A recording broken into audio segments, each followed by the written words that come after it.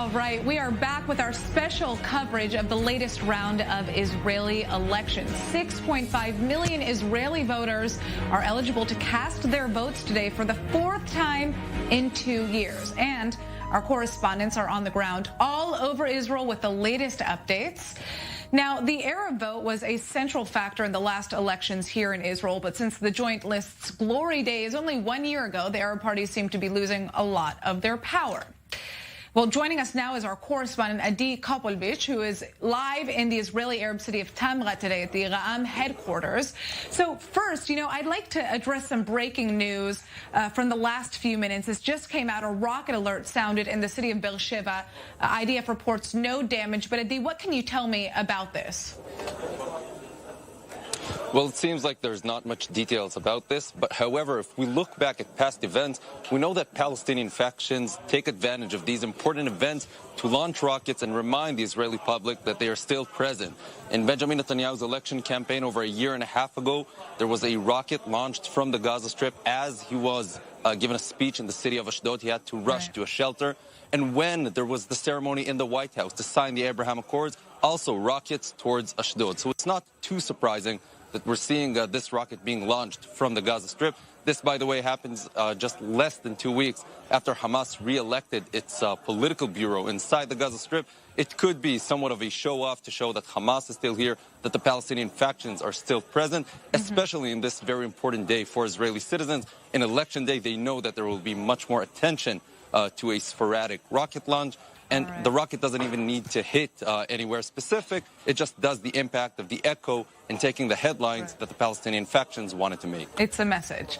So, Adi, I'd like to turn back to the atmosphere in Tamra today. What is it like? What is happening on the ground there?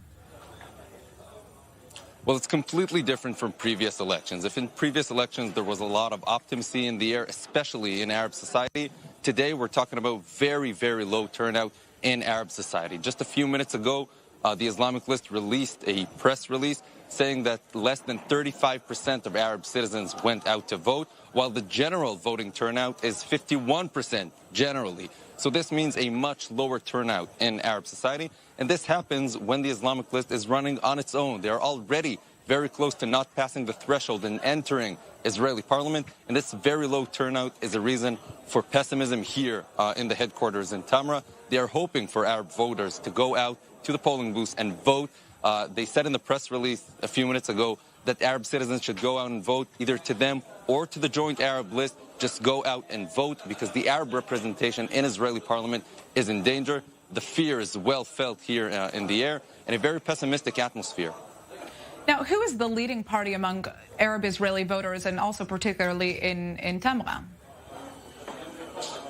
So the joint Arab list is still expected to take most seats in Israeli parliament. It is built from 3 different parties. It's considered the automatic popular choice of most Arab citizens in Israel. The Islamic list, however, does have a strong base of voters, especially more religious people and citizens and residents of the South. Bedouin residents of Israel will usually vote for the Islamic list. And one big enigma in this election is how many Arab citizens will vote to Benjamin Netanyahu. Netanyahu, after years of talking against the Arab public in Israel, at this election campaign decided to go after the Arab voice. In a few hours, we might know how many Arab citizens voted for Netanyahu. Now, you've been speaking to locals on the ground. Is there disappointment with the joint Arab list? Well, the disappointment from the joint Arab list is definitely present. It's well felt, and there are 2 reasons for it. One of them is the split from the Islamic list. When all the different Arab parties ran together in one joint united Arab list, it was very much appreciated by Arab society. And after this split, a lot of Arab citizens felt like their voice isn't respected enough because the general demand was for the Arab parties to unite and pass the threshold into Israeli parliament. The other reason is the surging violence in Arab society. We're seeing more and more people being murdered and shootouts in Arab towns and villages all across Israel in recent months. And Arab citizens feel like there is just not enough being done by Arab parliament members to stop this violence. No serious program and no serious answer for this problem. So definitely a lot of disappointment from the Joint Arab List and from Arab Parliament members altogether. All right, that's Adi Kopolwitz joining us from the north of Israel. Thank you for that breakdown. And just another point that I'd like to make, just in the rocket fire on Beersheba actually took place while Benjamin Netanyahu was visiting.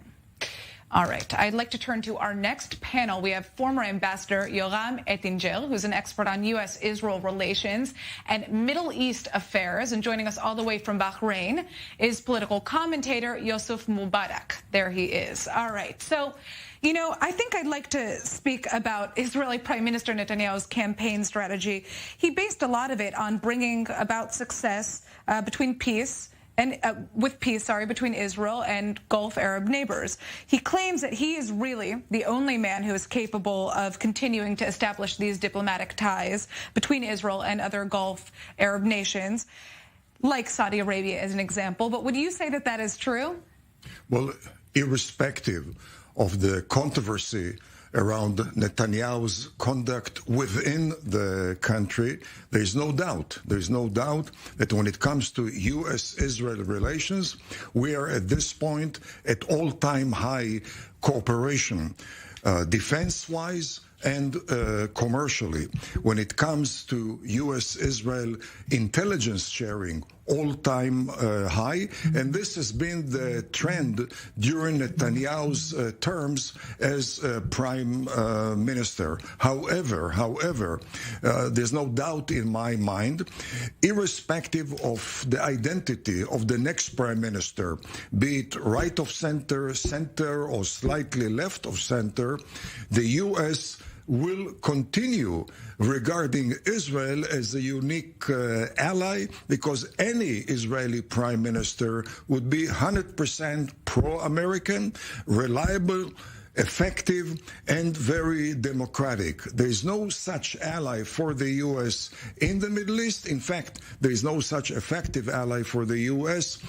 In the whole world, despite some disagreements between the U.S.-Israel, which have always been there since 1948. Now, Yusuf, we're hearing a very different story when that's actually coming from the UAE when it comes to establishing peace with Israel. Emirati officials say that they've established diplomatic ties with the country of Israel and not Netanyahu. And we're even hearing reports of dismay over Netanyahu's use of the Abraham Accords in his campaign. What can you tell us about that? I think that Prime Minister Netanyahu wants to bite more than he can chew, and then leave us in a position where we can't help him digest that. Much like the U.S.-Israel ties, they transcend any administration and any cabinet in Israel. The Emirates and similarly Bahrain would like to see the Accords, the Abraham Accords, also transcend any election results in Israel, since both peoples want peace, and the official part of ratifying and agreeing on the way forward and a bipartisan cooperation in many fields has already been inked down, and is, much like the rest of life, is currently delayed by the pandemic. There are not enough boots on the ground and mutual exchange of visits between both countries. So very quick answer here. Would Bahrain, the United Arab Emirates, Sudan, and Morocco want to see Israeli Prime Minister Netanyahu remain in power, or is there perhaps a different agenda that we're not aware of? If someone ends up being the Prime Minister of Israel, other than Prime Minister Netanyahu, they would like for that person to continue what Prime Minister Netanyahu already started. Preferably, of course, if Prime Minister Netanyahu wins, then more can be done in this matter. But hopefully, anyone who manages to beat Prime Minister Netanyahu to that position should build on what he has left already as a historical legacy. All right, well, we are out for a short break, but we're going to have both of you with us in just a couple of minutes. So don't go anywhere, friends. When we get back, what will the future of U.S.-Israeli relations look like depending on who wins this election? Well, we're going to break this down and more up next, so don't go anywhere.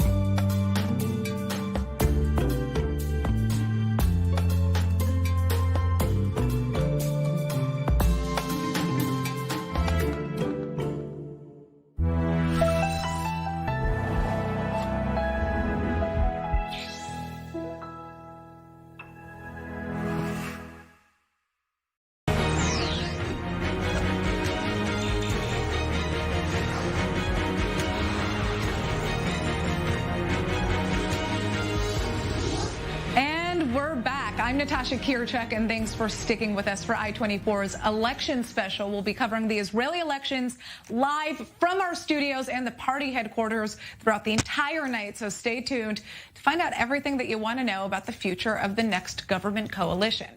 But we're going to go straight to our diplomatic correspondent, Eli Hachenberg, who is in Jerusalem at the Likud headquarters. There she is again. So, Eli, you know, Israeli Prime Minister Netanyahu largely depends on the ultra-Orthodox parties, Shas and the United Torah Judaism, in his coalition strategy.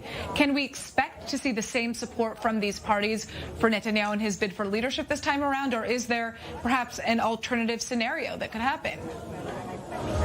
Well, the short answer, Natasha, is yes. Netanyahu can continue to rely on the two ultra-Orthodox parties, the Sephardi Shas party and the Ashkenazi United Torah Judaism this time around as well, even though they're saying we're committed to staying in the rule. We're not committing to this or that leader. With that said, traditionally, historically speaking, the ultra-Orthodox parties were not politically aligned to any camp, let it be the right wing or the left wing. Quite the opposite. We've seen many legislation bids on behalf of the ultra-Orthodox parties that resembled much more to the Arab parties back in the days, because they're focusing not on politics, not on diplomacy, that is at the very core of the dispute for many years between the right and the left, but rather on social issues, financing, allocating budgets, etc., things that have to do with their own electoral base. But during the Netanyahu era, if you will, Netanyahu enshrined his position as the leader of the so-called right-wing bloc that consisted of those two ultra-Orthodox parties as well. So yes, their support, their alliance with him has been maintained for many years now, and they're sticking to him this time around as well. With that said, Netanyahu had a very aggressive campaign when it comes to rally support to the smaller National Religious Party led by Bezalel Smotrich, the lower part of the CISA division. Netanyahu wants them to, again, the National Religious Party, to cross the electoral threshold, so we will have better chances at forming his future coalition, even if it comes at the expense of the ultra-Orthodox party. Then they didn't really like this campaign that, again, sought to take votes from them for the sake of the National Religious Party. But despite this grudge they might be holding, yes, at this point in time, they're still supporting Netanyahu. But question remains if anyone else from the soft right, for example, Gideon Sa'ar of the New Hope Party, perhaps a less relevant debate for now, but perhaps for the earlier stages of the campaign, would take the lead. Would they refuse to join forces with him?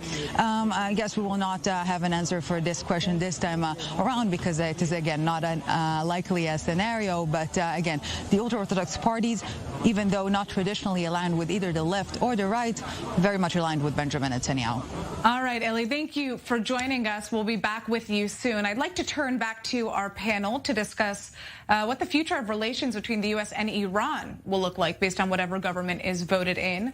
We have former Ambassador Yoram Ettinger, who's an expert on U.S.-Israel relations and Middle East affairs. And joining us all the way from Bahrain is political commentator Yosef Mubarak. So before we get to Iran, I'd actually like to talk about the Israeli-Palestinian conflict. And I'd like to start with you, Ambassador. This issue seems to be on the back burner, if not absent completely from the public discussion when it comes to who Israelis are going to vote for and what parties are also campaigning on. So before the Abraham Accords, it was widely believed that, there would be no peace with Gulf Arab neighbors if the Israeli-Palestinian conflict was not solved prior to that. Is that still the case with nations like Saudi Arabia, for example? Well, absolutely. One needs to accord the Saudi or the Arab talk about the Palestinians the proper lack of importance. Much more important is the Saudi or the Arab walk on the Palestinian issue, and Arabs have never considered the Palestinians to be a central element. In fact, the Arabs, and especially the Gulf states, since the Saddam invasion of Kuwait, have considered the Palestinians a role model of terrorism, inter-Arab terrorism, and inter-Arab ingratitude. Therefore, there is, in fact, a connection between the Palestinian issue and the threat of Iran. The more focused one is on the Palestinian issue, the less attention one accords the threat of Iran. If Netanyahu and the Americans and the Arabs of the Gulf would be focused on the Palestinian issue, there wouldn't be UAE Israel or Bahrain Israel or Saudi Israel improved relations. The only reason for the improved relations is because we bypassed the Palestinian issue, addressing the threat of the Ayatollahs. And as far as motivation for the Emirates, for Bahrain, for the Saudis, in fact, for Oman and Jordan and Egypt to cooperate more and more with Israel, it has to do with Israel's posture of deterrence against the Ayatollahs of Iran and against the Muslim Brotherhood, both of which are existential threat to every single Sunni Arab regime in the Middle East. All right, Yusuf, I'd like to get your take on that, a response, and what public opinion is also like in Bahrain in regards to the Israeli-Palestinian issue at this point. Let me begin by saying that the collective psychology of the Palestinians has been radicalized first by Yasser Arafat and in a different way by Mahmoud Abbas and Hamas together. These political factions are the very reason why Saudi Arabia sticks to declaring that it is responsible towards the two-state solution, just to send the Palestinian people a message that they have not been forsaken. However, that it is on them not to empower these political factions and have them use terror and attacks on Israel to hurt peace accords. And maybe if something positive comes out of that, you might find the Saudis and the rest of the Gulf sitting with Israel should the political factions decide to ruin what the Palestinian people deserve. All right, I'd like to turn to the issue of Iran, which of course both of you have touched upon. We spoke about Israeli Prime Minister Netanyahu and his successes in bringing about peace between Israel and several of its Arab neighbors. Iran, the 2015 Iran nuclear deal has long been a thorn in the side of Israel, it's fair to say. Now it seems that the new U.S. administration wants to go back into it since Trump is out of office. And many viewed Netanyahu as having made a big mistake in going to Congress back in March of 2015 to announce Israel's opposition against the deal, because afterwards the Obama administration basically excluded Israel from the negotiating table. So how could we expect to see this play out this time around if Biden does go back to the negotiating table with Iran? Well, hopefully the next prime minister, Netanyahu or somebody else, will follow in the footsteps of Netanyahu, making it very clear, not only to the U.S. Congress, but through the U.S. Congress to every single Sunni Arab regime, that Israel stands with them against Iran, and that Israel does not sacrifice reality on the altar of wishful thinking, which was the foundation of the 2015 agreement. The Obama-Biden administration, and it seems to be also the current Biden administration, based their attitude on Iran on a series of completely unrealistic assumptions. They assume that the Ayatollahs are reliable negotiators. They assume that the Ayatollahs are ready for peaceful coexistence with the Sunni Arab regimes in the Gulf. And they assume that the Ayatollahs are ready to share influence with the Saudi, with the Emirates and Bahrain and Oman regimes in the Gulf, all of which have nothing to do with the real Middle East, and therefore a forceful Israeli position against an agreement with Iran will send a reassuring signal to the Emirates, to Bahrain, to the Saudis, and to Oman, as well as, by the way, Jordan and Egypt, that Israel is a reliable ally and a source of major posture of deterrence. Yusuf, what is your take on this? I'd like to hear from you. Rogue and reckless actors in the region have always tried to derive their legitimacy from vouching for Palestine and Jerusalem, etc. We never had a problem of positive influence. It's the hegemony and the attempts to expand on the account of others that we have a problem with.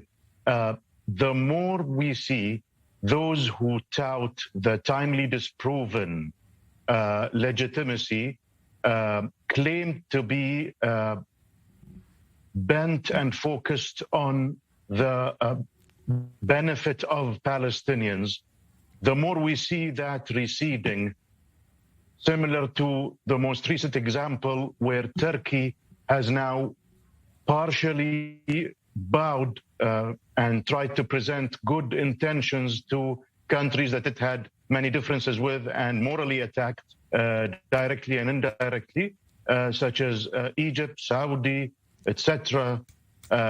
We would like to see that legitimacy also pulled away from Iran. And they know sooner or later that people want to coexist. And this is why they try to speed up the nuclearization of Iran, along with unrealistic demands. All right. Now, we're going to have to be moving over to our correspondent. But, I wanted to ask you, Yoram, if there are any last words that you wanted to just add, regarding the Iranian issue and also Netanyahu and the future of his relationships with the U.S. government if he remains in power.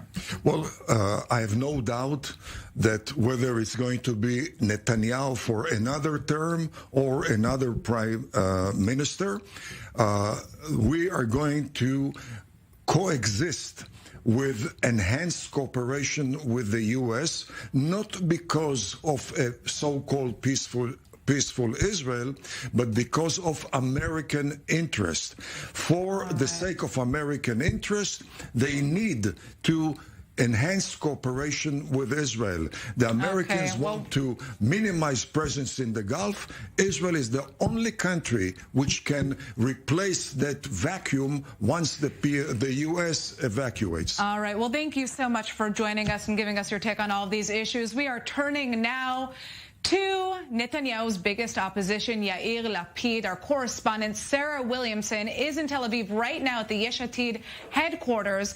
Now, interestingly, Yair Lapid chose a unique strategy prior to today's elections. He barely took interviews on national television, refusing to announce that he was running for prime minister. Whereas Netanyahu, of course, was all over the airwaves. So what is going on here? Well, that's right, Natasha. Yair Lapid run a very silent but very strategic campaign, not formally announcing that he was running for Prime Minister, because if he did so, he would find himself in a little bit of a catch-22.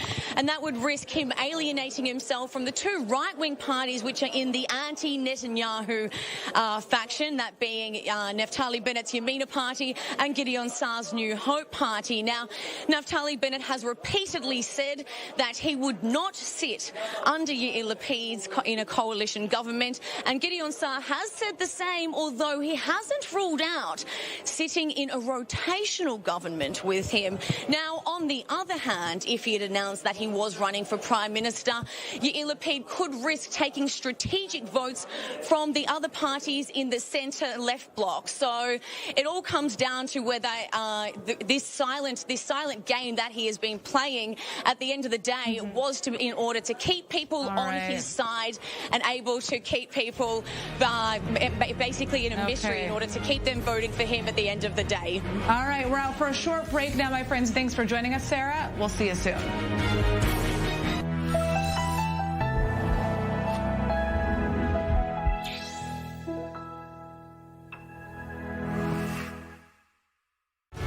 The Middle East. I24 is a witness. Our journalists live and breathe there every day.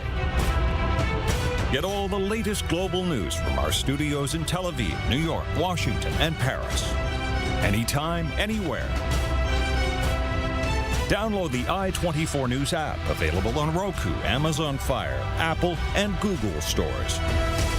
I24 News, see beyond.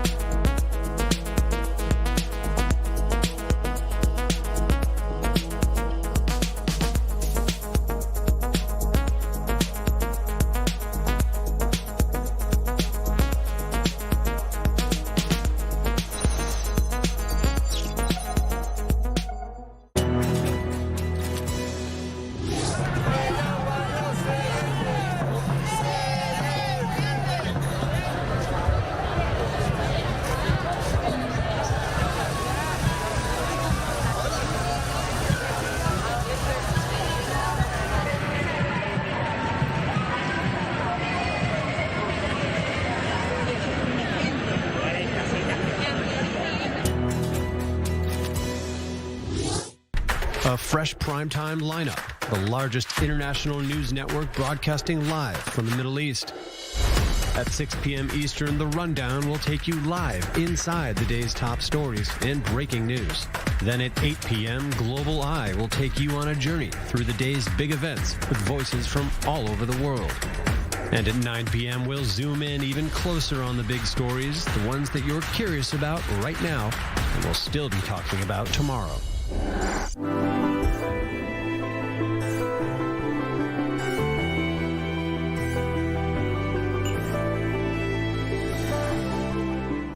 It's the fourth round in Israel's parliamentary battle. And Israel's longest-serving premier is facing the toughest challenge of his career. Will he manage to form a government and emerge from his trial? Or will Israel choose someone new to stand at its helm? On March 23rd, join us as we take you through the parties and the people, Take you through the corridors of Israel's parliament. and explain how and why these elections matter. Join us on election night to get the full picture.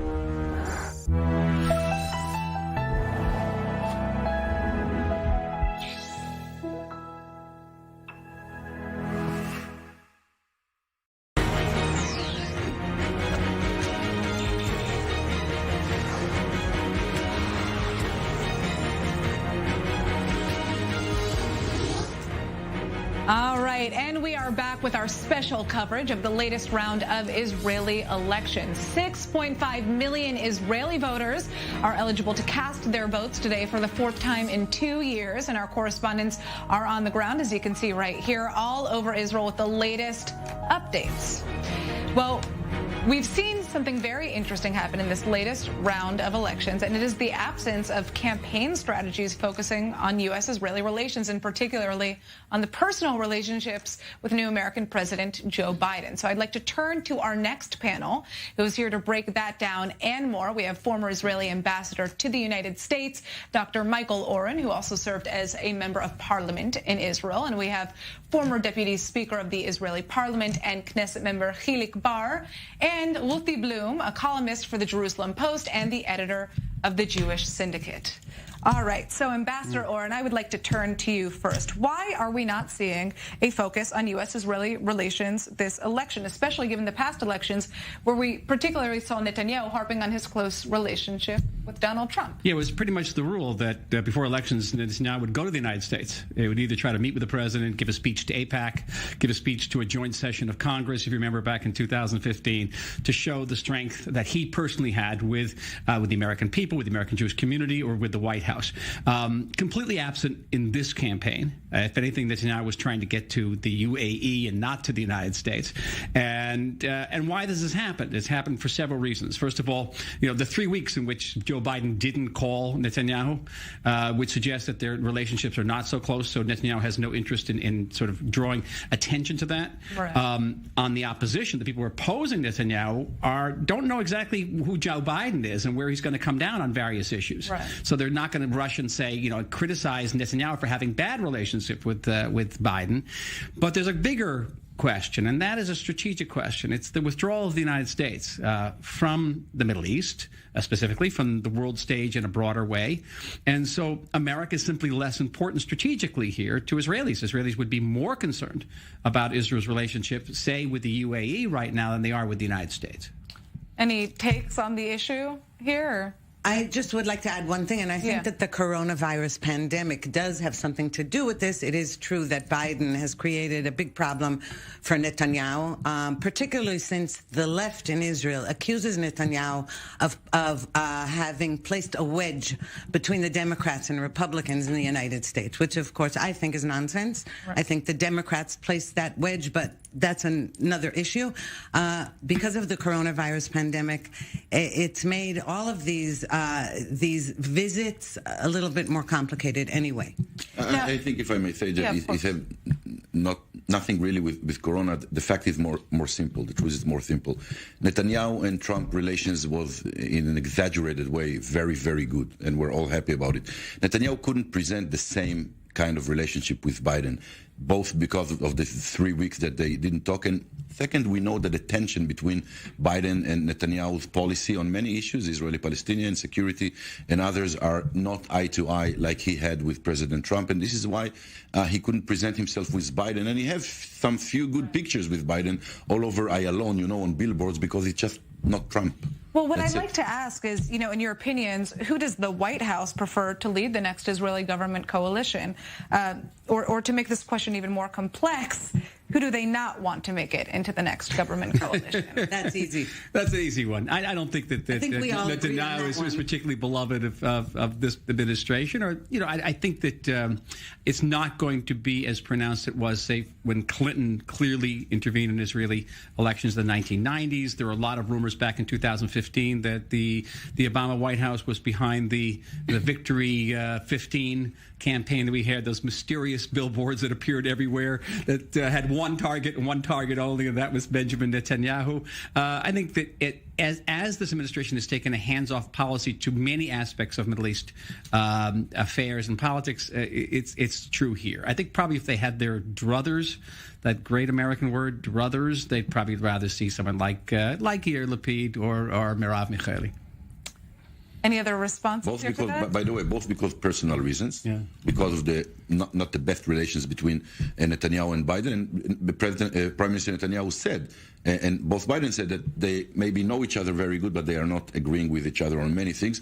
But also ideologically, I think, if you'll take Biden, I know that he's a very big supporter of the two-state solution, anti-annexation in any way. This is exactly the opposite of what Netanyahu would want to lead in the next 4 years. So I think that both personally and ideologically, they wouldn't want to see Netanyahu continue, but it's not in their hand. And just one more thing. I think that at the moment, the administration in Washington is very focused on domestic issues in the first place. Secondly, it's not just Biden. His nominees, his appointments many of them are very hostile to Israel and certainly to Netanyahu as an extension of that. That's a bigger problem than just the president himself. He's got a whole crew over there, and I think that Israel should be concerned no matter who is our next prime minister. All right. Interesting. Now, you spoke about this, you touched on this, the fact that not many of these candidates have a particularly close relationship with Biden. Is there any candidate who can speak to some type of relationship that he has with Biden? No. No. And Joe Biden, is not particularly well known in the state of Israel. I'm not trying to self-aggrandize here, but I think I probably had the closest relationship with Joe Biden of anybody outside of Netanyahu, because he was our point of contact with the administration. It's not well known, but Hillary Clinton, when she was Secretary of State, boycotted the Israeli embassy and wouldn't talk to us. for almost 4 years. So the only person we could really talk to in the White House was Joe Biden. So I got to know him quite well. He's a wonderful guy. He's pro-Israel. He's deeply committed to the security arrangement, as are the people around him, whether it be Tony Blinken or Jake Sullivan. But as Helix says, we have policy differences. We're going to have policy differences on the Palestinian issue, but the biggest policy difference is going to be on the Iranian issue. And that is a strategic issue. This administration knows that there's no one on the Palestinian side to negotiate right now. So they want to freeze things.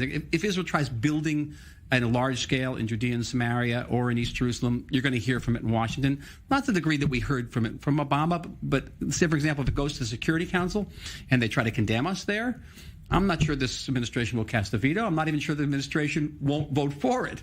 But on the Iranian issue, that's a matter of national security. Right, and that's actually what I wanted to turn to next, which is, we're hearing Biden attempt to communicate with Iran and negotiating, getting back in to the 2015 Iran nuclear deal. The question is, what would Netanyahu's response be to that if he were to continue leading this country? Friends? Well, we know what Netanyahu did when he addressed the Congress, joint session of Congress, right. And Obama was furious. At that time, the Congress was very pro-Israel. Right now, you have a more Democrat. The Congress is Democrat, majority Democrat. We know that Netanyahu's main issue is Iran and preventing Iran from obtaining nuclear weapons. And also, he was against this particular deal. He said we need a better deal. At this point, I don't see what better deal you can have with a regime like that one. Well, the question, though, is whether or not that move going to Congress was effective for him ultimately, and if he could play that same game this time around with the Biden administration. I can say that, the Labour Party, one of the only things that the Labour Party from the opposition supported Netanyahu in the last few years was on withdrawing from the Iranian deal, because we thought also as Labour Party, as opposition, that this deal with Iran, like you said, is very, very bad. So I believe that any prime minister that will be in Israel, definitely Netanyahu, but also Bennett, Saar, and even Yair Lapid, I'm not sure, would do first what's good for Israel. And from whatever point you test this, the Iranian deal is bad for Israel. And we are sure and confident that President Biden is very confident about being able to stop Iran through an agreement. But we also remember our very good friend, President Clinton, knocking on the table and said, I promise you, North Korea will not have nuclear weapon. And despite of his good intentions, they did got nuclear weapons. So it's not necessarily that if Biden will be very strong against it, it will not happen, because the Iranians are very, very sophisticated and can do it behind our back or behind President Biden back. And this is why I'm sure that every prime minister in Israel would do whatever is good for Israel first, even if it's to not fully accept the policy of President Biden on the Iranian issue. All right, my friends, we are out for a quick break. We're going to be talking more about the political parties here in Israel when we get back, so don't go anywhere. Stick with us. A lot coming up.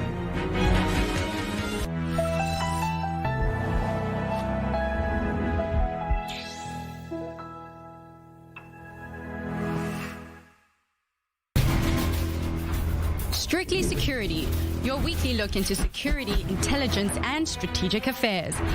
Analysis of the major security issues right here in the Middle East and around the globe. Join us for a close look at innovative military technology and get up to speed with what's happening in cyberspace. It's the fourth round in Israel's parliamentary battle. And Israel's longest-serving premier is facing the toughest challenge of his career. Will he manage to form a government and emerge from his trial? Or will Israel choose someone new to stand at its helm? On March 23rd, join us as we take you through the parties and the people, take you through the corridors of Israel's parliament, and explain how and why these elections matter. Join us on election night to get the full picture. We're on the inside of political and religious passions in Jerusalem, breaking down the financial trends shaping the global economy, giving you key context, not just headlines, with the stories from Israel that touch the U.S. and those across the region with impact far beyond its borders. Catch the rundown where the Middle East meets the world.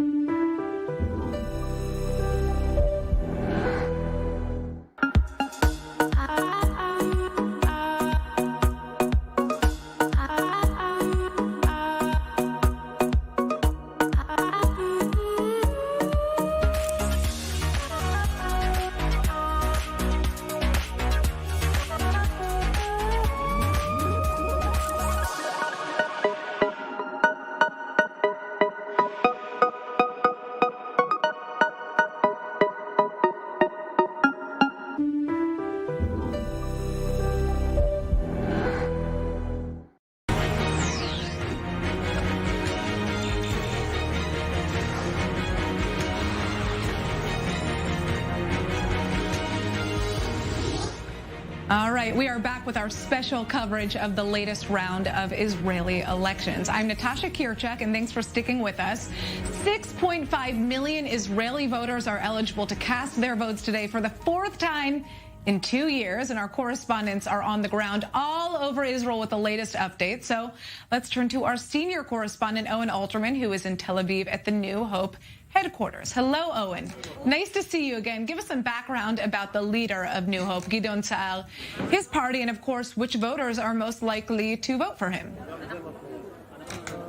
Well, Natasha, Gideon Sa'ar's personal story tells you a lot about his political movement. This is a politician's politician, a kind of ultimate insider who came up through the ranks of the Likud and, importantly, for a time worked under Prime Minister Benjamin Netanyahu as one of his advisors, as someone who worked with him, then struck out on his own politically inside the Likud, became a politician, a member of parliament himself, became very, very popular, got a kind of independent brand and popularity through the Likud, and there's a sense that he felt blocked off by Netanyahu. Netanyahu might have felt threatened by him, felt that Sa'ar over time could threaten Netanyahu's position atop the Likud, was building up too much of an independent base inside the party, and then ultimately, Natasha, as has happened with many, many others in the Israeli right, Naftali Bennett, Moshe Kahlon, the former finance minister before him, for that matter, Avigdor Lieberman of the Israel Beitenu party, many, many others on the right who have worked with Netanyahu, under Netanyahu, but ultimately breaking with him, forming their own political movements, and that happened in a striking way with Gideon Sa'ar,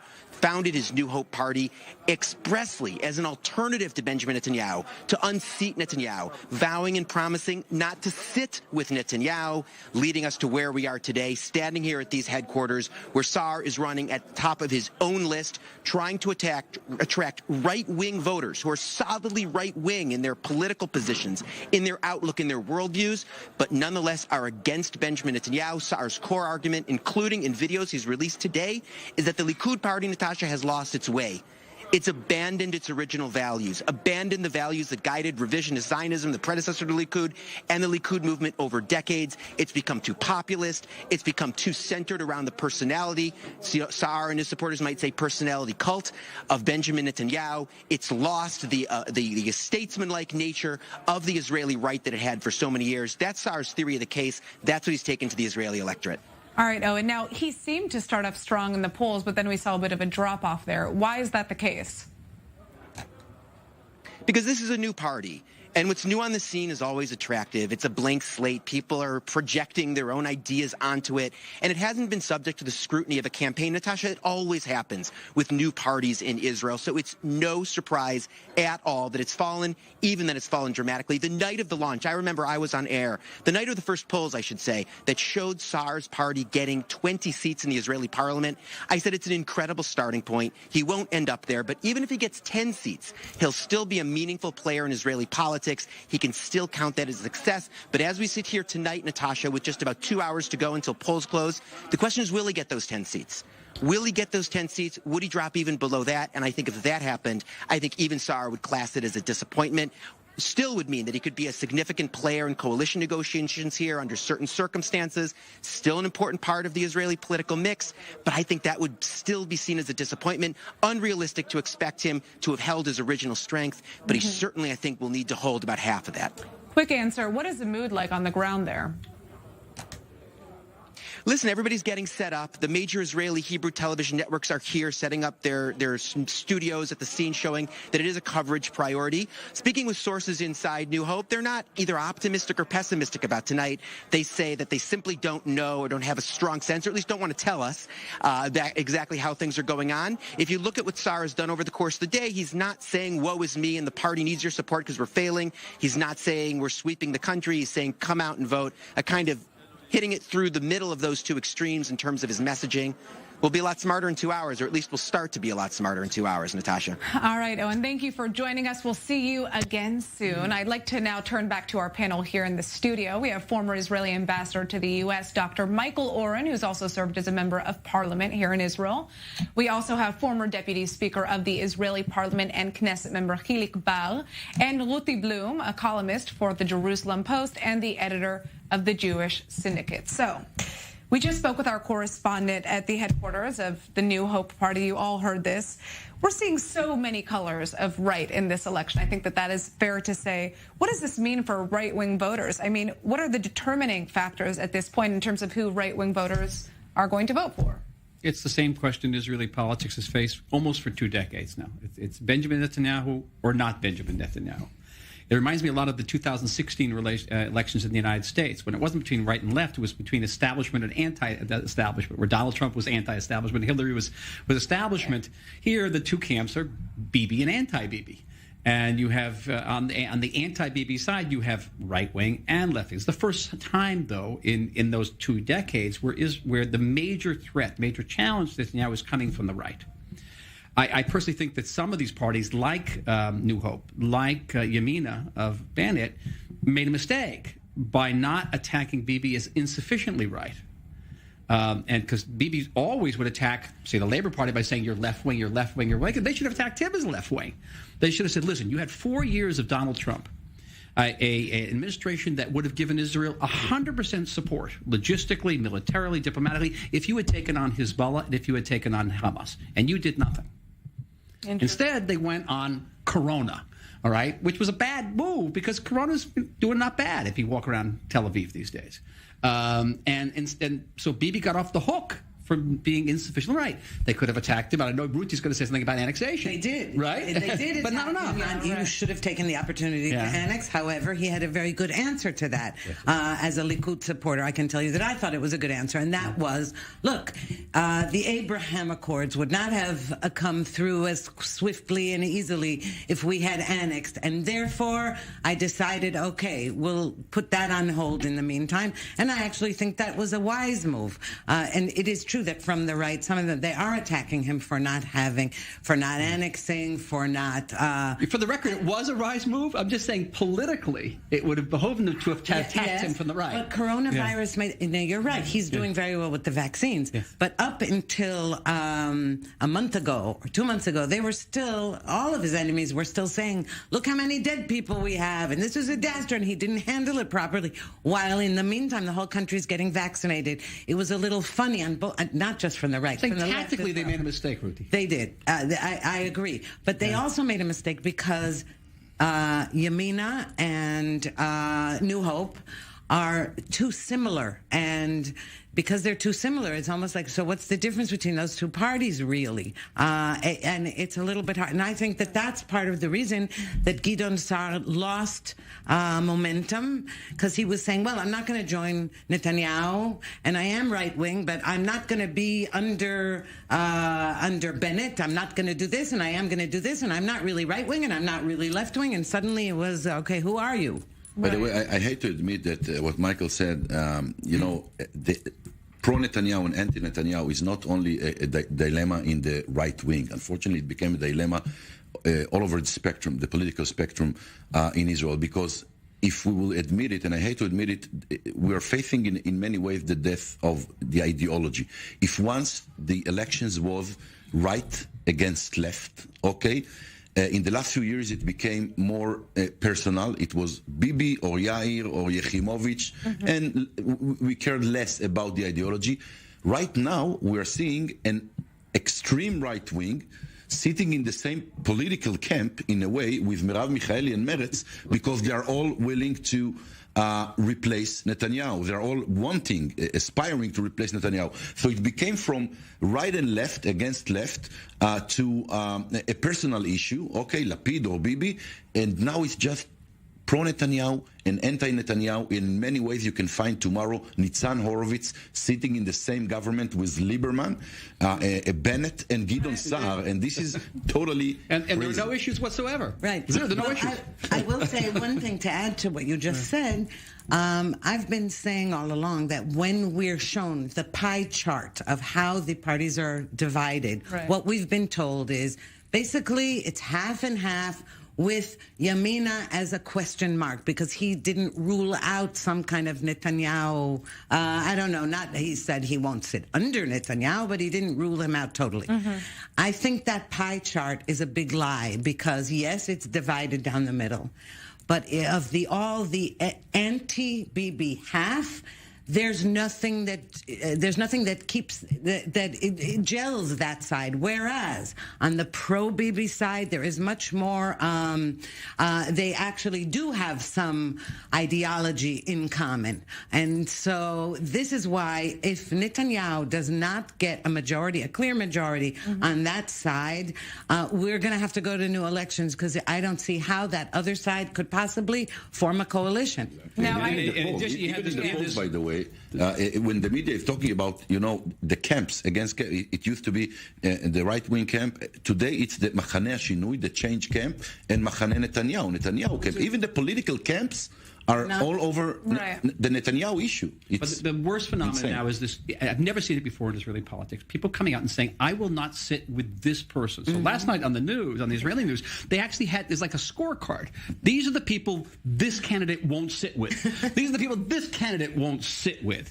Now, that is a no-win situation, because either they will not sit with anybody and you'll never have any coalition, or they will lie and break their commitments, and that will be a further blow to the public's confidence in the political. All right. Well, oh my God. We're going to have more time to discuss this and more. I'd like to turn now to our correspondent Daniel Tzemach, who is in Petach Tikva at the Yamina headquarters. So, Daniel, first of all, what we would like is an update on the rocket situation in Beersheba. Do you have any more news on that? Right, Natasha. So we're talking about an occurrence that some maybe even expected to happen in the 2019 elections when Netanyahu was also on campaign visits. We've seen this in the past. This time we're talking about one rocket that was launched from the Gaza Strip, landing in an open area just outside the city of Beersheba, where Benjamin Netanyahu was taking a campaign stop while he was in a restaurant. Visual footage coming out showing him being escorted out of the restaurant. Now, it has to be said here, Natasha, there was no rocket alert siren that sounded throughout the local communities. There was an alert that was activated in the area itself. There were no injuries sustained, no reports of damage either. This does appear to be a sort of symbolic message by the militant factions within the Gaza Strip. As I mentioned, there was even maybe an expectation that this could happen tonight. Now, Daniel, I'd like to turn back to what is going on where you are. Prime Minister Netanyahu has two main goals in this election. One is to help the religious Zionism party get enough votes to make it past the threshold. And the second is to take votes away from Naftali Bennett's Yamina party. How has Bennett's campaign been dealing with that today, especially? They've been dealing with it by doing the same exact thing, going the other way. If you look at Naftali Bennett's Twitter account and handle in the past several hours, almost every single tweet is an attack towards the Prime Minister Netanyahu. It's an attack towards the parties that Netanyahu is supporting, those parties that are composed of Noam, Bezalel Smotrich's party, as well as Itamar Ben-Gvir. So we're seeing Naftali Bennett and his number two, Ayelet Shaked, returning that right back towards the Prime Minister. Even if we just continue from what we were just discussing, Natasha, that rocket launch, Bennett didn't waste any time calling out the Israeli Prime Minister, saying that he is weak on Hamas and that Bennett is strong on Hamas. Bennett was a former defense minister known for his more hawkish policies, very critical in the past, not just today, but in general, of Netanyahu, saying that he's cowered to the pressure imposed by those militant factions in the Gaza Strip. All right, Daniel, thank you so much for joining us with that quick update. We're going out for a short break, but when we get back, is there a path to victory for Yesh Atid? We're going to discuss whether party leader Yair Lapid really has a chance at prime minister after the break, so don't go anywhere. We'll see you soon.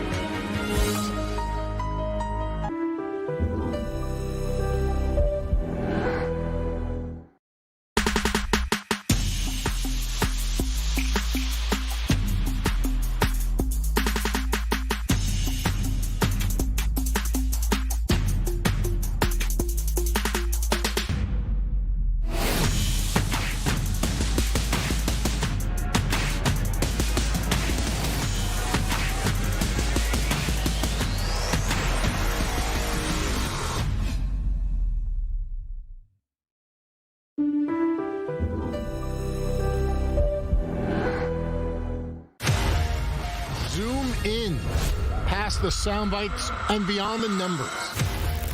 Zoom in between the people and into the Middle East conflict. I'm Jeff Smith. Together, we'll zoom in Sunday through Thursday nights, only on i24 News. News 24 es el puente de unión entre Israel y Latinoamérica.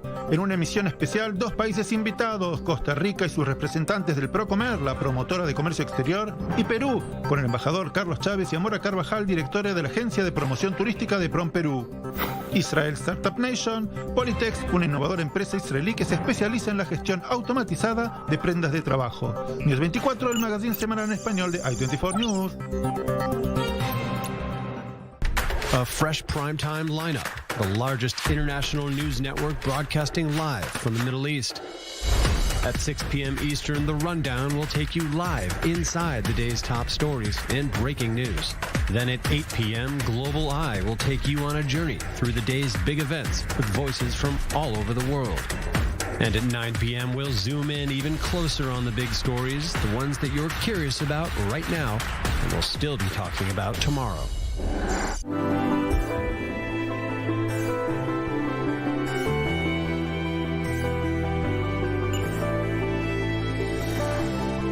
Discover i24NEWS Radio. Now you can listen to i24 News anywhere, anytime, for free. i24NEWS Radio is the audio live stream of the television network with world headlines every 30 minutes starting from 7 a.m. Tune in for top news, magazines editions while in the car, in your office. Join us from your smartphone, tablet, or desktop to stay connected in the Middle East and around the world. Don't wait any longer. Head to our website or mobile application and click on i24NEWS Radio to subscribe.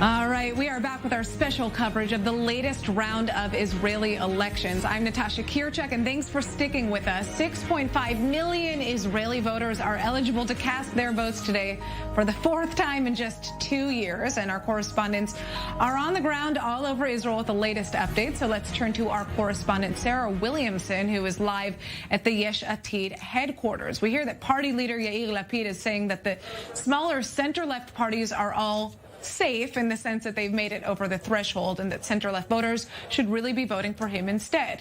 What are you hearing about that? That's exactly right, Natasha. Look, we're hearing the exact same thing here at Yesh Atid HQ. And if that is the case, then things are certainly looking rather positive for Yair Lapid for this year's election. Now, there has been speculation as well that this could be potentially his last-minute push to get people to vote for him, because there are fears that he may not actually be getting as many votes as he would have liked to have. But there has been also pushes coming from these other parties who are saying themselves that they have in fact made it past that threshold. Now, getting past that threshold is crucial when it comes to these centre-left parties for Yair Lapid to be able to form a coalition if in fact he manages to knock Benjamin Netanyahu off that top spot and come out on top in this year's election. And in order to do so, in order to form a coalition, because without those parties, in fact, without just one of those parties passing the threshold, he's going to struggle to be able to form a government. So that is what we're hearing here as well, and that is for Yair Lapid and for the Yesh Atid party, that is certainly very positive news. It's interesting because some parties have been broadcasting panic. I mean, fear that not enough Israelis are turning up to the polls to vote. Is that a concern within the Yesh Atid party? No, it's actually not, and it hasn't been a concern for them the entire day.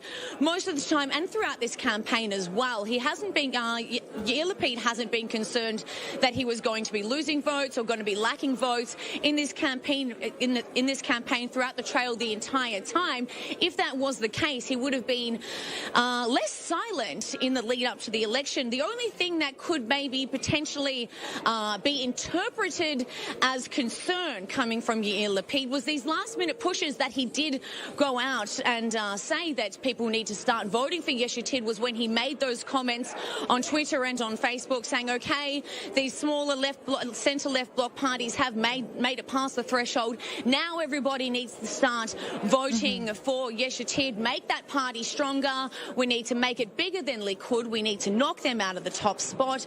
So people could possibly interpret that as saying that people need to start voting for Yesh Atid, but no, that isn't a concern here. People are rather safe and feeling rather comfortable that people are voting for them and that they are going to do okay in tonight's election. All right, Sarah Williamson, thank you for joining us from the Yesh Atid headquarters. I'd like to turn back to our panel in the studio. We have Ambassador Michael Oren here with us, and I'd like to speak to you about Yesh Atid specifically, and something that we were discussing during the break as well. You know, Lapid seems to be getting closer and closer to potentially becoming the prime minister of this country. But what is it really going to take to finally push him over the edge? And is this really a reality? Because he also hasn't said that he wants to be the prime minister. I think it's much to his credit, and he's not given credit, is that for the last now well over a decade, he has sat atop that rocket known as an Israeli party. And many more experienced Israeli politicians, Moshe Kachlon would be a good example, tried to form their own parties, and the parties fell apart from under them. So it's very, very difficult to create a party and then maintain that party for a long period of time under great duress. He succeeded in doing that. But the majority of Israelis, a significant number of Israelis, are far from convinced that Yair Lapid is capable of being prime minister of this country. And this is what we were talking about in the break, that being prime minister of this country is simply the hardest job on the planet Earth. It's much, much harder than being the president of the United States. I'm speaking from experience. There's no breaks. There's no Shabbat. There's no sleeping at night. There's no vacations. And you have to know economics. You have to know the strategic. You have to be a defense person. You have to be a foreign policy person. You have to be a political person. And Bibi, for whatever you think about him, is a very, very difficult act to follow. It just is. And people in this country have to be convinced that their prime minister is the person who's going to keep their kids safe at night. Right. And that's pretty much what it boils down to all the time. I'd like to, you also mentioned something interesting, just, the center-left struggle and kind of finding a candidate that can compare to Netanyahu. Can you speak to that? Yeah. Actually, the fact is that most of the Israelis are not voting for Netanyahu. So most of the Israelis think that someone else can and even should be the prime minister. And I will not agree that Netanyahu, is irreplaceable. And when he was elected prime minister, he was with very little experience, definitely politically.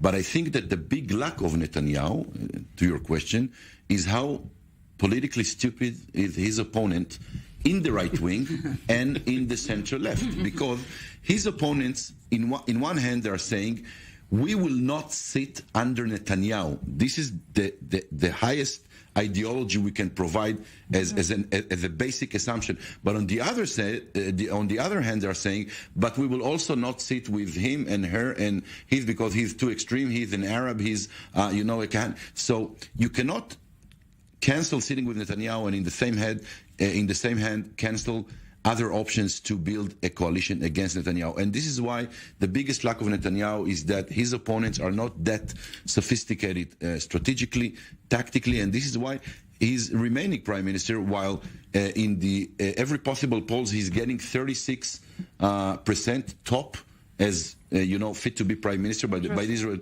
politics, and that most of the Israelis don't vote for him. Only 25% of the Israelis vote for him. It's like 18%. Right. I would like to disagree with one thing here. I think that people outside of Israel, when they hear that most Israelis didn't vote for Netanyahu, when you have a million parties, and I don't care however you slice it. So right now, how many are running in this election? 39 parties or 30 something? Oh, no.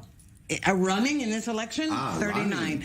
At the moment, however you slice it, Netanyahu's party has by far the most votes. So yes, it's not a majority of the whole public, but it depends how you break down the public. Still, his party is way ahead of everyone else's. And what's more, in questionnaires about suitability for prime minister, he often is way above everybody else as well.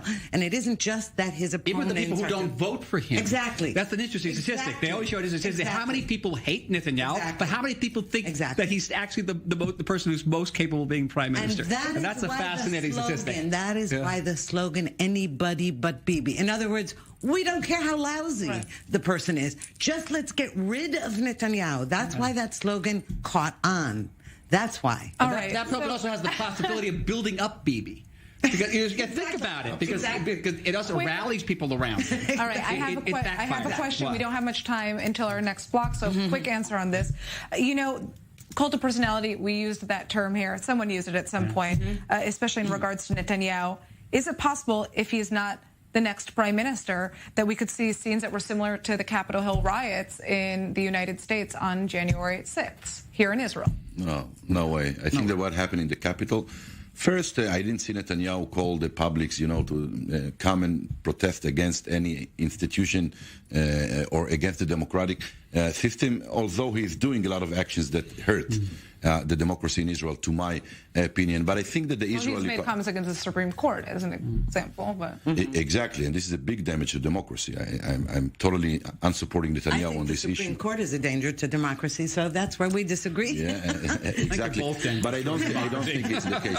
However, we cannot underestimate what happened throughout many, many months, and this is the huge demonstrations, very persistent one, against Balfour, in Balfour. This is something that we never saw in this capacity in Israel. So maybe, unfortunately or luckily, we're on the way there, but I hope that we will not see this picture, and I assume that it won't be the case. All right, I know that you all have a lot to say. You're going to have to hold it in for another 2 minutes because we are out for a quick break, my friends. When we get back, diaspora Jews from around the world are watching Israel enter its 4th round of elections, and we're going to break down where they stand on the issues after the break. So don't go anywhere. We'll see you soon.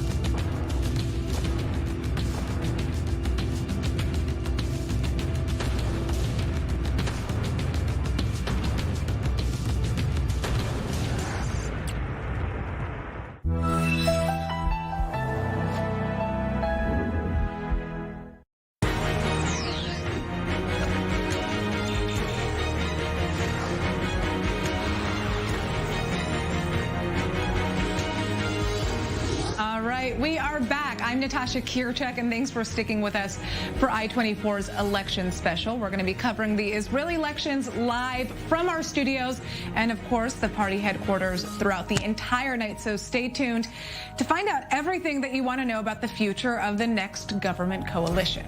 Well, we're going to go straight to our correspondent, Alec Pollard, who is in Jerusalem outside the Central Elections Committee. Nice to see you there again. I hope you're staying warm. What do we know so far about voter turnout? I mean, how are the numbers looking at this point?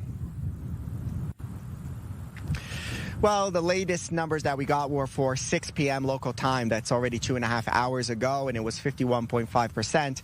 That's almost 5% less than it was in the previous election. And of course, voter turnout can have a serious impact on the final result. In whose favor, we don't know yet. We're going to have to wait until the results come in. And shortly, we're going to have the voter turnout for 8 p.m. Those numbers are going to be coming in shortly, and we'll update you as soon as we have them.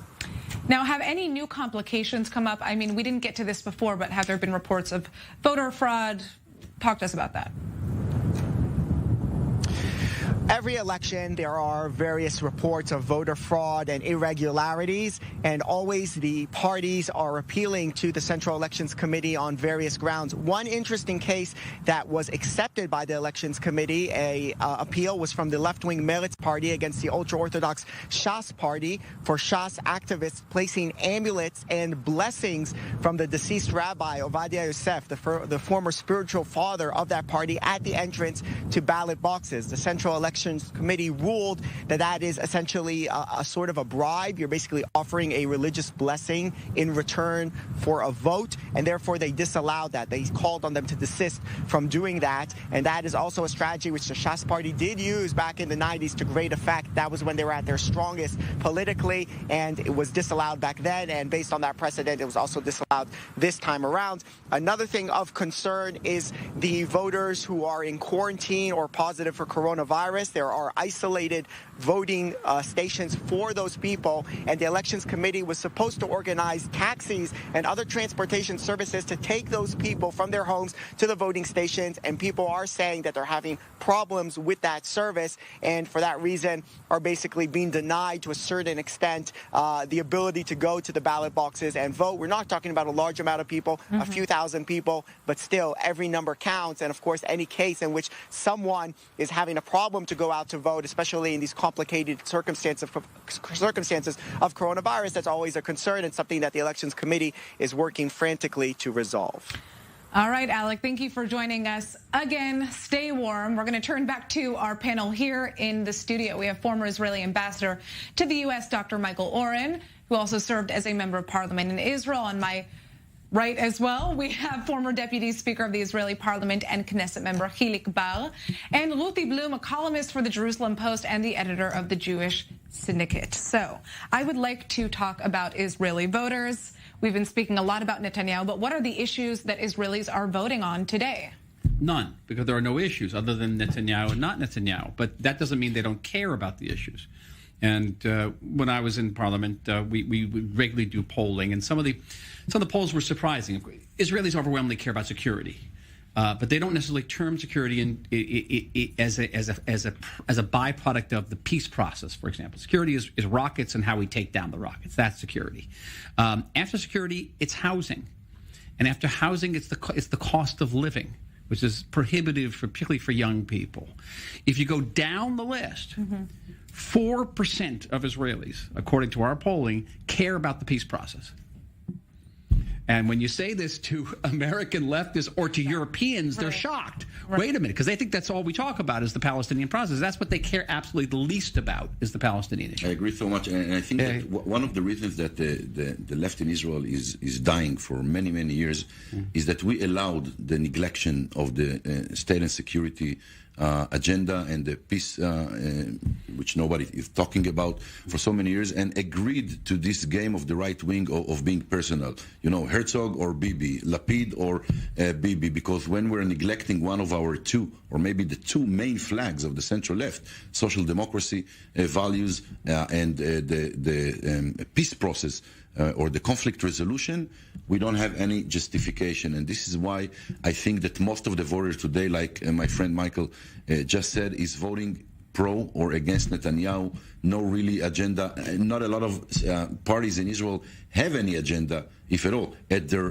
website, and nobody's really, as I remember as a kid, I used to read the different parties' agenda. I was excited about it, what they think about economy, about welfare. Today, I know, I was trying to break down the parties to my friends. I was like, hard for me to give you the exact platform on this issue and this issue and this issue. But Look, Ruthie? I know that because most of us are vaccinated by now and all that, we sort of forgot that up until 5 minutes ago, the only thing Israelis talked about was COVID. That's it.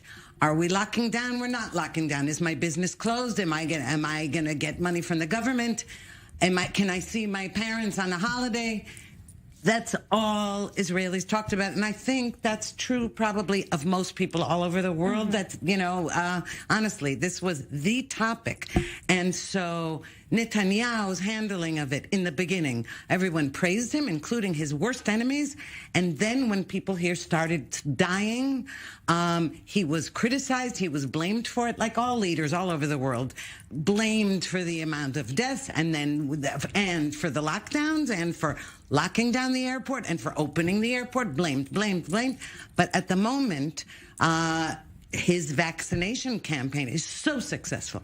For all we know, that has had a major effect on people's ability to forget that we were locked down for all this time. And it makes me want to turn to the Labor Party because this vaccination campaign, that has been one of the main campaign strategies that Netanyahu has used this time around. But of course, we hear from the Labor Party specifically about, the push towards this public health care system that has allowed for vaccines to come to this country.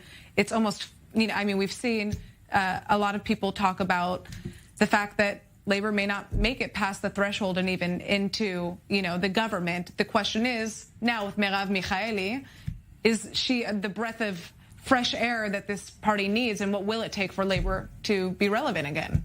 First, absolutely yes. I'm not objective. I'm a Labour Party supporter, voter, activist, always have been, always will be, voted for it today and will vote for it. But leaving the Labour Party and talking about Merav, yes, she gave a breath of fresh air to the party who was almost dying. Some people liked her more or less in the party, but regardless, she made a change. The Labour Party was beneath the threshold for many, many months when it sat under the latest Benjamin Netanyahu government. And Merav Michaeli, with a new list of candidates, we like some more or less, but she put it in a very, very a safe place above the threshold. In some polls, she was even reached 7 seats, I think, and I hope it will be the case.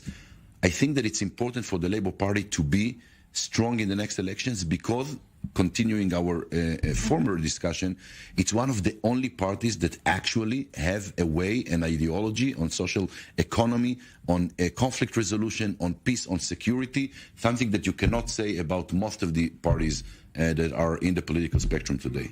All right, my final question. I know that you want to speak on that, but I think this is important to get in. We're looking at the 4th round of elections in 2 years. We're speaking already about the 5th elections. Everyone feels like that's what's about to happen. Is it time for Israel to change its political system? Have Israelis lost trust in the government with all of these elections that we're seeing? I think more to the point, not only they lost trust in the government, I think our image in the world has been damaged. And that also has diplomatic and strategic ramifications. This country, it seems incapable of electing a stable government. That's not good. That's the message that reverberates around the region and beyond the region. Yes, we have to change the system. We have to change the system to eliminate reduce the number of the 39 parties that are running. We have to have term limits for the prime minister. We have to. I don't think of any other democracy in the world that doesn't have some type of term limit. And that would be an immediate improvement over Israel's political morass right now. All right. Any other comments? But if you're talking about changing the system, the election system, I think that we tried it. I would love to support any system that would give us more of political stability. But we tried a direct election. It didn't give us any cure to this stable disease, and I'm not sure that any other one will give. Ruthie, last words. Ironically, with all the instability, one stable element has been Netanyahu himself for the last 12 years. And I think the world also sees that. It's kind of the other side of that coin. All right. Well, I'd like to thank you all so much for joining us and breaking down the most pressing issues of Netanyahu. We are going to turn now to our senior correspondent, Mike Wagenheim, who is joining us from New York. So, Mike, firstly, break down for us the issues that matter the most to diaspora Jews for this election. Well, Natasha, I'm not really sure that many are really, delving into this matter as deeply as, one might hope, especially since this is now the fourth election in 2 years. Everybody's still dealing with COVID here. Listen, in the last presidential election in the United States, amongst American Jews, only 4% said that Israel was among their top 2 concerns. So really, at this point, I think, Natasha, it comes down to the same old thing that it comes down to in Israel. Are you with Benjamin Netanyahu, or are you against Benjamin Netanyahu? And I think it doesn't really differ amongst American Jews who are really paying attention here. Netanyahu tied himself to the Republican Party during the Donald Trump administration, for better or worse. I think it reflects American Jews' view of this particular election to the extent that they're actually paying attention this time around, and there's no indication that they really are to any great extent. Okay, well, which candidate do American Jews favor if they have any awareness of other candidates other than Netanyahu, and why? Why? It's really, it's been a strategy of Benjamin Netanyahu for quite some time, and it's been effective. Grant him that he's really been able to clip the wings of anybody rising up through the ranks, and name recognition across the board is not really that great. Unless you're really, really tuned into Israeli politics, which a typical American Jew isn't, you don't recognize Yair Lapid's name. It doesn't jump off the page at you. Naftali Bennett, Gideon Sa'ar, these are household names in Israel, but not really have drawn much affinity amongst American Jews, because you just don't see their names in global media the way you have Benjamin Netanyahu, who has dominated global media coming out of Israel for the past couple decades. So it's been an effective strategy. But again, I think it comes down to you're either with Netanyahu himself, or if you're against him, okay, well, who do I look who's against him? And then try to line up your values against that. I think for the majority of American Jews, 75% of which vote Democrat, Yair Lapid probably represents their values. And Lapid, to his credit, has done all he could over the last few years to really connect with the American Democratic Party, probably more than any other Israeli politician has. All right. Well, obviously, with the clear lack of kind of policy outlines that we're seeing with most of these parties, it doesn't make it any easier for, the Jewish diaspora. But Netanyahu enjoyed a very cozy relationship with former U.S. President Donald Trump. Now that Biden is in office, it's really unclear what that relationship is going to look like. But in your opinion, and give us a quick answer, are there any other candidates that have what it takes to keep those close ties with the United States?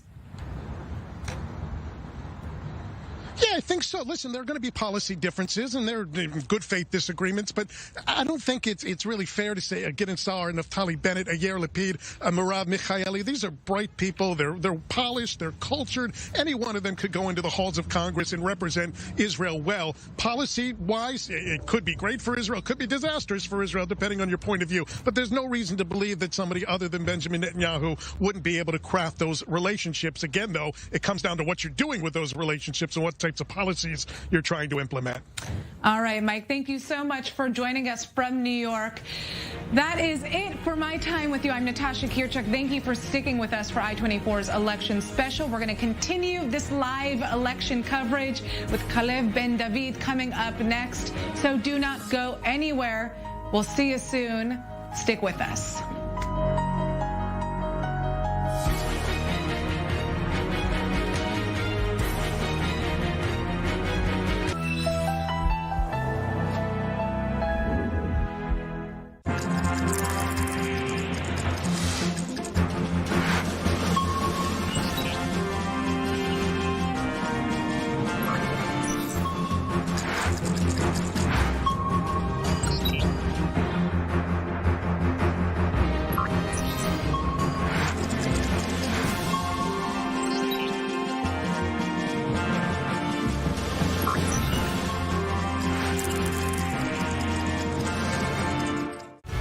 The Middle East. I24 News is a witness. Our journalists live and breathe there every day. Get all the latest global news from our studios in Tel Aviv, New York, Washington, and Paris. Anytime, anywhere. Download the I24 News app, available on Roku, Amazon Fire, Apple, and Google stores. I24 News, see beyond.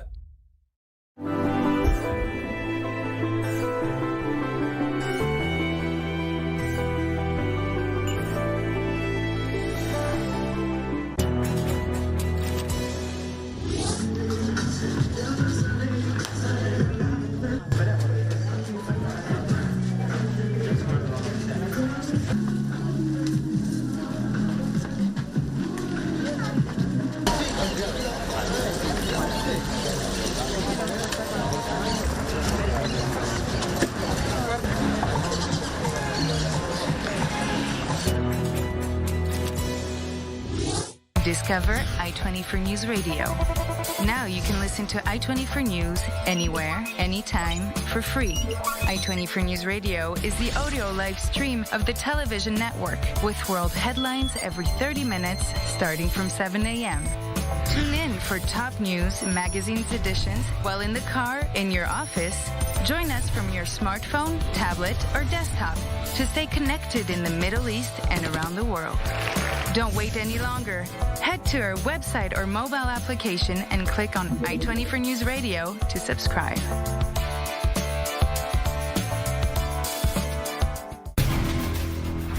Strictly Security, your weekly look into security, intelligence, and strategic affairs. Our team brings the latest on the major international conflicts, analysis of the major security issues right here in the Middle East and around the globe.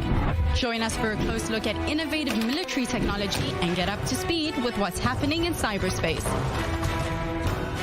Saturdays, only on i24NEWS. News 24 es el puente de unión entre Israel y Latinoamérica. En una emisión especial, dos países invitados, Costa Rica y sus representantes del Procomer, la promotora de comercio exterior, y Perú, con el embajador Carlos Chávez y Amora Carvajal, directora de la Agencia de Promoción Turística de Prom Perú. Israel Startup Nation, Polytex, una innovadora empresa israelí que se especializa en la gestión automatizada de prendas de trabajo. News 24, el magazine semanal en español de i24NEWS. A fresh primetime lineup, the largest international news network broadcasting live from the Middle East. At 6 p.m. Eastern, The Rundown will take you live inside the day's top stories and breaking news. Then at 8 p.m., Global Eye will take you on a journey through the day's big events with voices from all over the world. And at 9 p.m., we'll zoom in even closer on the big stories, the ones that you're curious about right now, and we'll still be talking about tomorrow.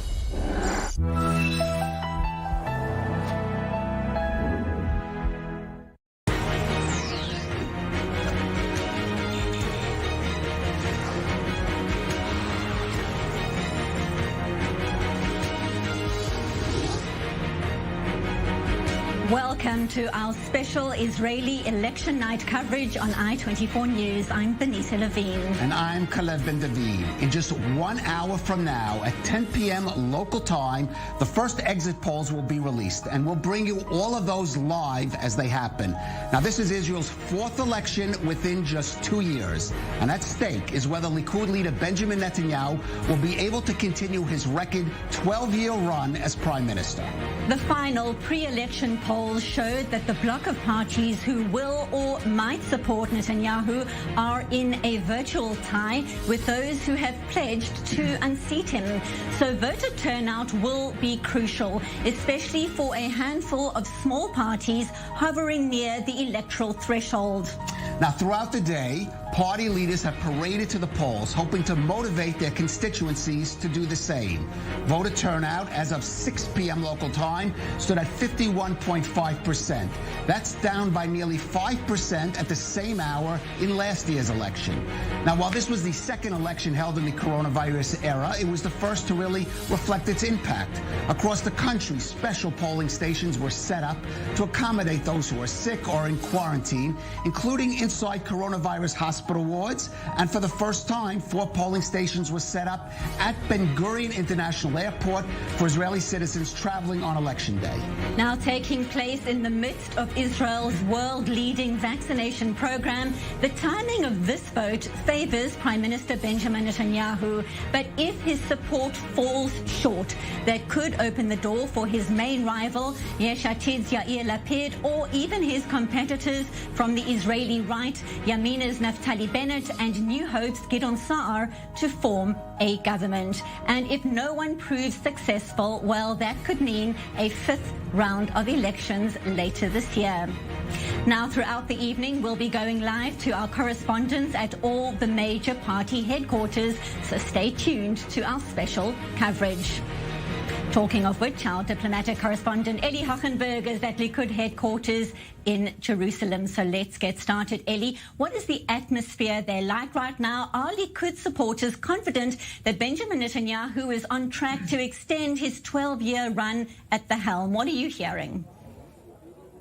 Well, the atmosphere here is non-existent, Benita, simply because it's too early for Likud Party supporters to arrive here. It usually takes a few hours till this room gets packed with people. Around exit polls, we're likely to see at least some supporters arriving here, but not to try and ruin the excitement whatsoever. God forbid, but those exit polls in less than an hour from now might not give us a clearer sense of Israel's political future, not just because those smaller parties you've mentioned simply fighting for their lives to make it across the electoral threshold. So exit polls might not be enough determining whether they will make it or break it this time around, but also because it merely means that the task or art, as we put it, of forming a coalition will begin, and that's a different ball game with different set of rules that will have to be exercised once again results are in. But as far as Benjamin Netanyahu is concerned, he's very much focused on paving his way to this golden number of 61 seats that will enable him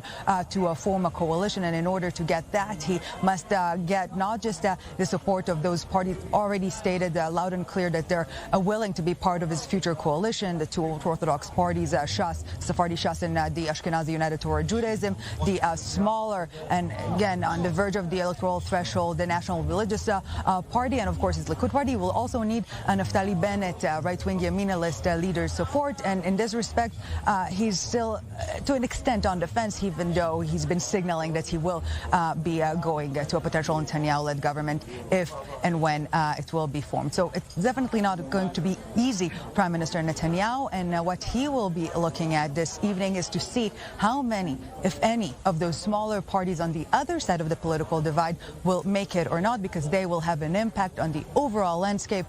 So this is something that we need to look forward to, not necessarily the top of the seats list, but rather what will happen at the very bottom.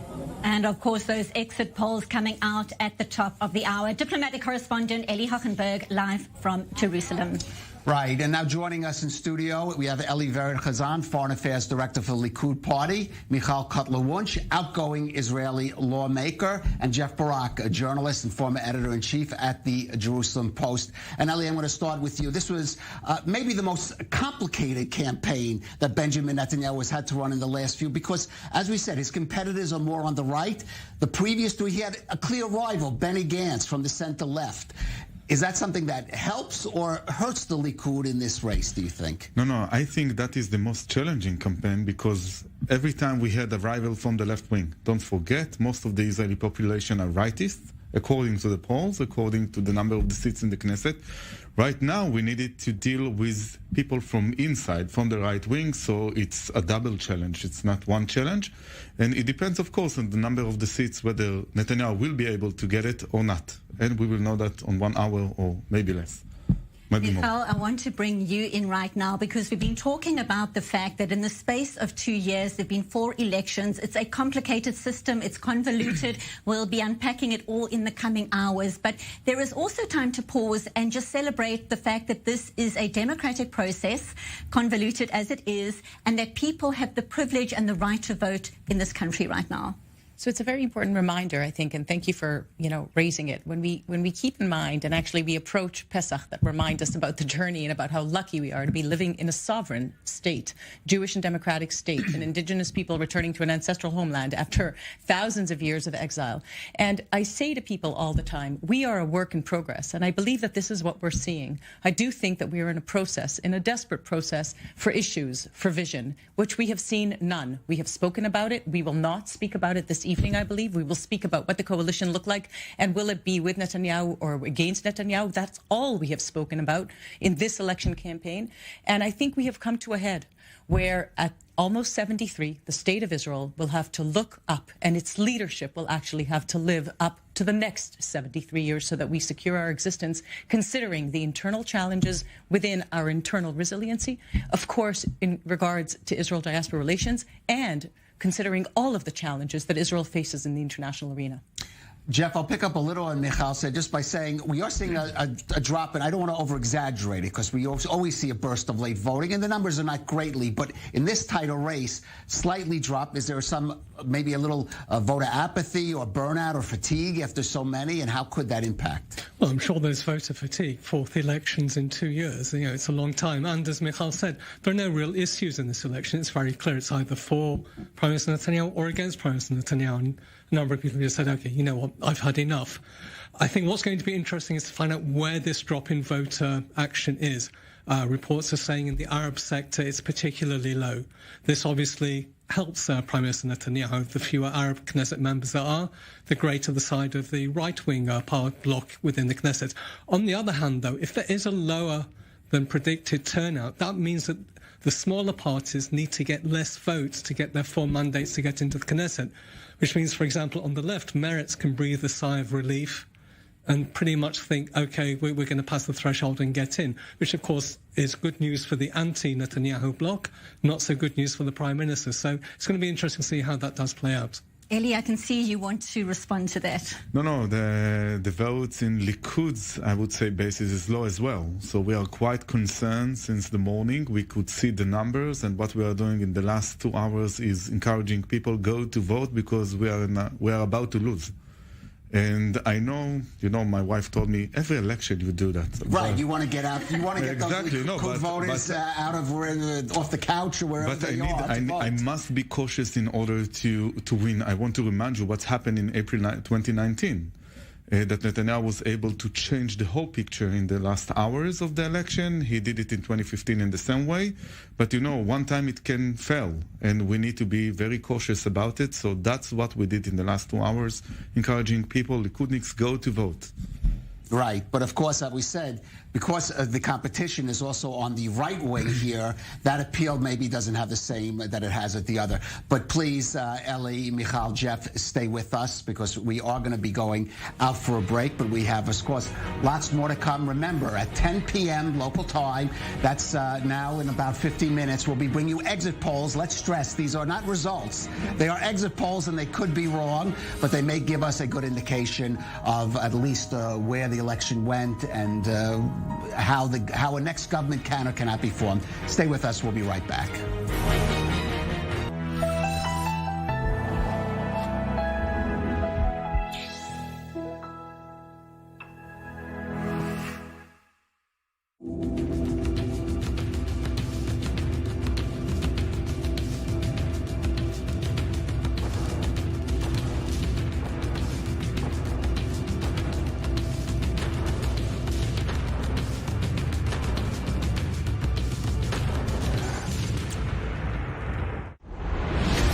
The window.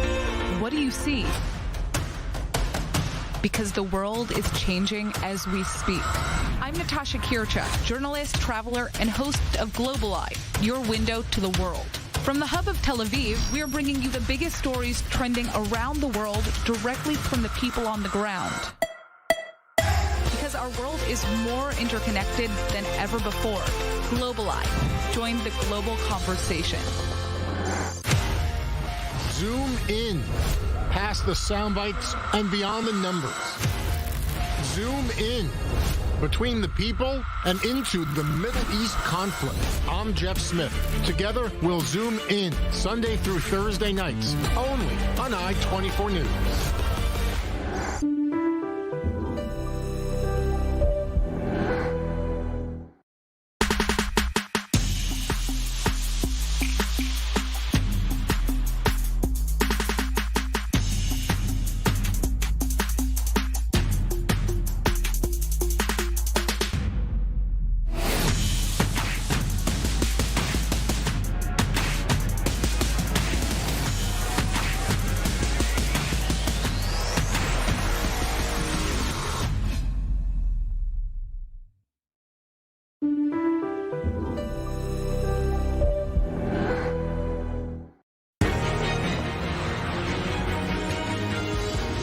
Welcome back to our special election coverage and news just in. We have the latest on the voter turnout. As of 8 p.m., it was at 60.9%. That is down 4.7% from the same time at the last election. Just 60.9%, down 4.7% from the same time at the last election. Right now, let's cross to our correspondent, Sarah Williamson. She's at the Yesh Atid headquarters in Tel Aviv. And Sarah, good to see you. Yair Lapid, we know, had a relatively low-key strategy in recent weeks. Today, warning of a strong Yesh Atid or, quote, a dark, dangerous, racist and homophobic government. What is happening there right now? What can you tell us?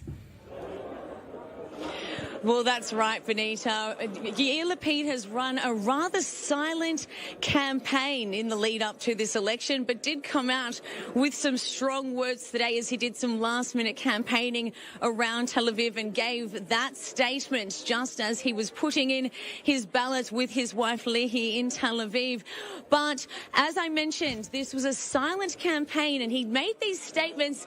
This was all with the purpose of not alienating those right-wing parties, as they mentioned that they did not want to sit and they refused, especially Naftali Bennett from the Yamina party, who had vowed that he would not sit under Yair Lapid in a coalition government, and Gideon Sa'ar, who had said the same thing but did not rule out going into a rotational government. Now, on the other hand as well, the reason for this silence, of course, and not coming out and admitting that he wanted to be Prime Minister was also in case of stealing these votes, and not necessarily stealing, I should say, taking strategic votes of these other centre-left parties, being Meretz, Labour and Blue and White. But since he has come out saying that they have in fact passed that 3.2% threshold, he has now come out saying that it is important that people rally behind Yair Lapid's Yesh Atid party.